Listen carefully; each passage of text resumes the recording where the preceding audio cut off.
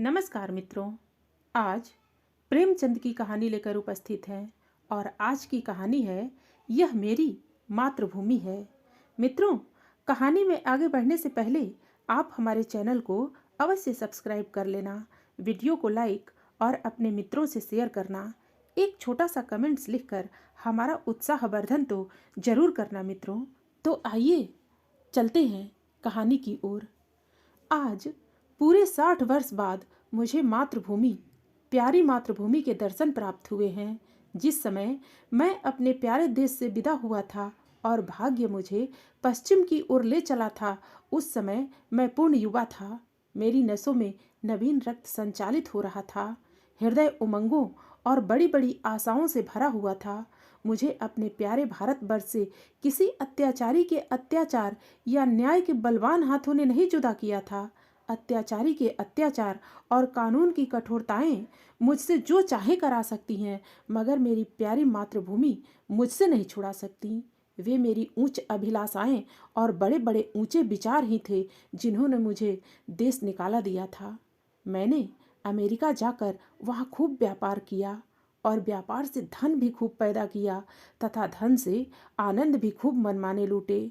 सौभाग्य से पत्नी भी ऐसी मिली जो सौंदर्य में अपना सानी आप ही थी। उसके लावण्य और सुंदरता की ख्याति तमाम अमेरिका में फैली। उसके हृदय में ऐसे विचार की गुंजाइश भी न थी जिसका संबंध मुझसे न हो। मैं उस पर तन मन से आसक्त था और वह मेरी सर्वस्व थी। मेरे 5 पुत्र थे जो सुंदर, हृष्ट पुष्ट और ईमानदार थे। उन्होंने व्यापार को और भी चमका दिया था। मेरे भोले भाले नन्हे नन्हे पौत्र गोद में बैठे हुए थे, जबकि मैंने प्यारी मातृभूमि के अंतिम दर्शन करने को अपने पैर उठाए।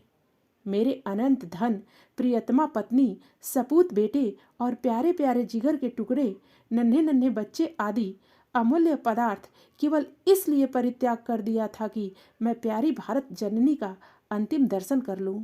मैं बहुत बूढ़ा हो गया हूँ। 10 वर्ष के बाद पूरे 100 वर्ष का हो जाऊंगा। अब मेरे हृदय में केवल एक ही अभिलाषा बाकी है कि मैं अपनी मातृभूमि का रजकण बनूं। यह अभिलाषा कुछ आज ही मेरे मन में उत्पन्न नहीं हुई, बल्कि उस समय भी थी जब मेरी प्यारी पत्नी अपनी मधुर बातों और कोमल कटाक्षों से मेरे हृदय को प्रफुल्लित किया करती थी। और जबकि मेरे युवा पुत्र प्रातःकाल आकर अपने वृद्ध पिता को सभक्ति प्रणाम करते, उस समय भी मेरे हृदय में एक कांटा सा खटकता रहता कि मैं अपनी मातृभूमि से अलग हूँ।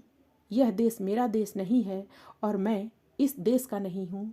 मेरे धन था, पत्नी थी, लड़के थे और जायदाद थी, मगर न मालूम क्यों मुझे रह रहकर मातृभूमि के टूटे झोंपड़े, 4-6 बीघा मौरूसी जमीन और बालपन के लंगोटिया यारों की याद अक्सर सता जाया करती थी।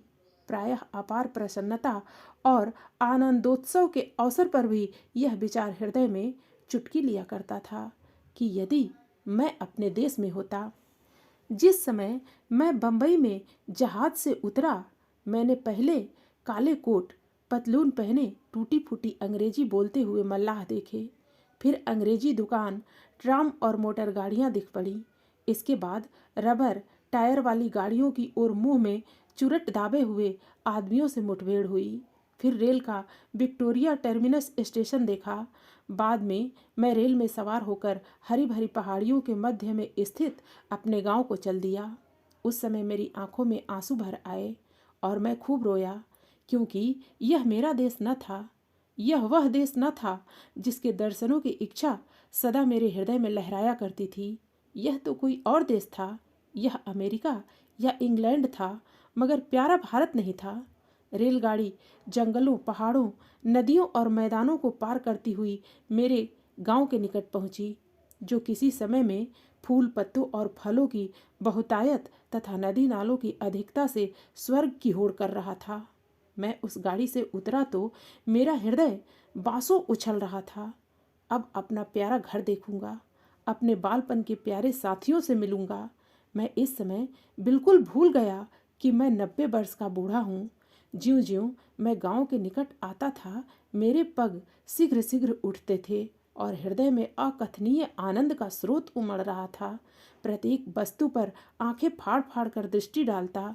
आहा, यह वही नाला है जिसमें हम रोज घोड़े नहलाते थे और स्वयं भी डुबकियां लगाते थे, किंतु अब उसके दोनों ओर कांटेदार तार लगे हुए थे।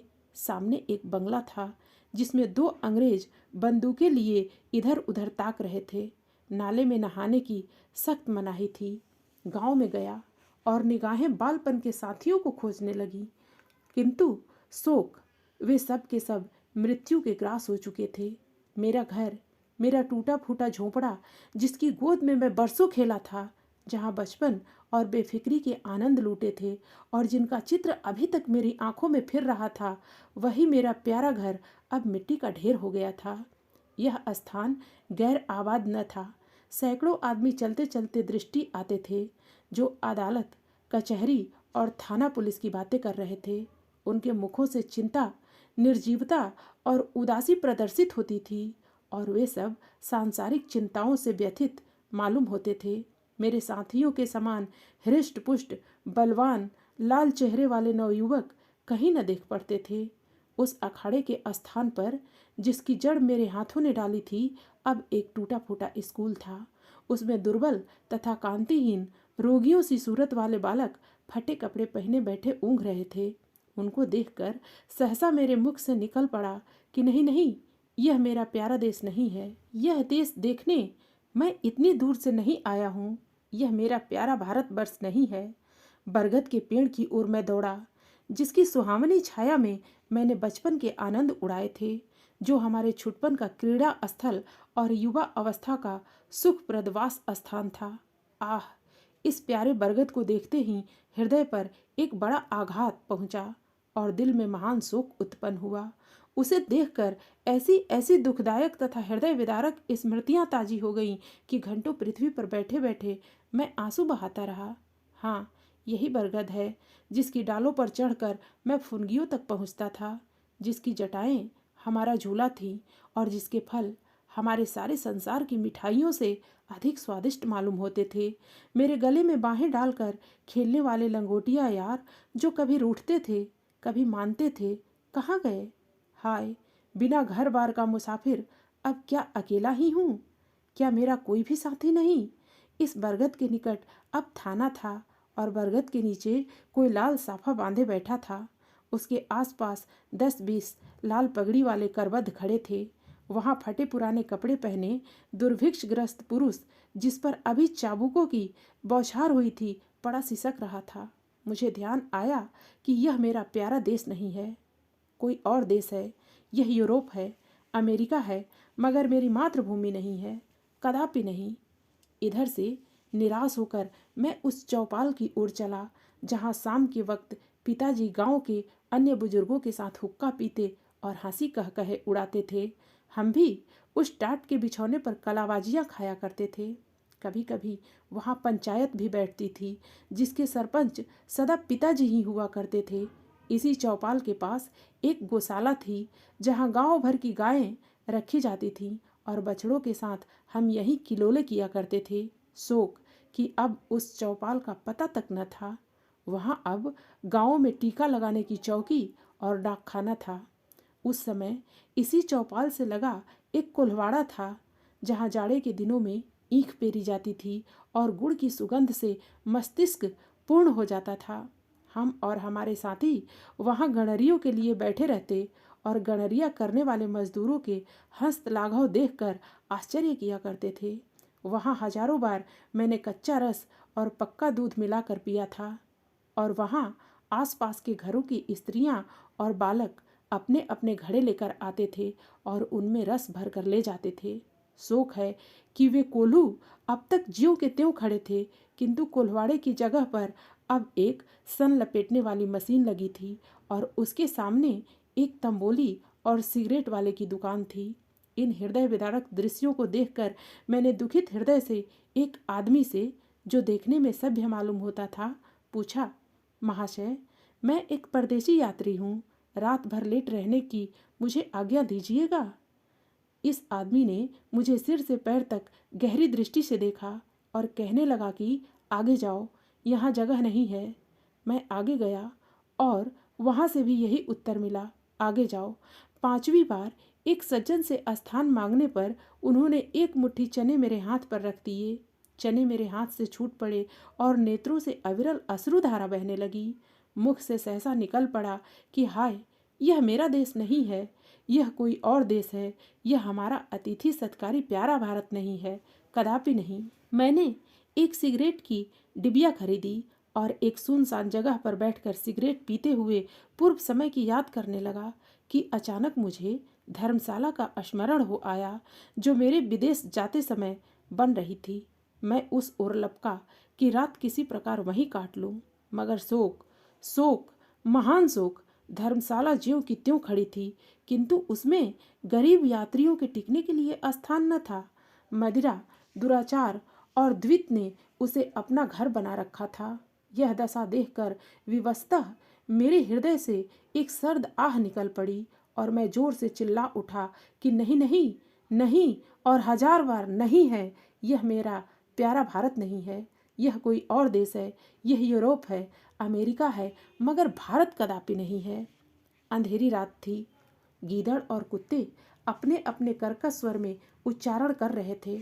मैं अपना दुखित हृदय लेकर उसी नाले के किनारे जाकर बैठ गया और सोचने लगा, अब क्या करूं?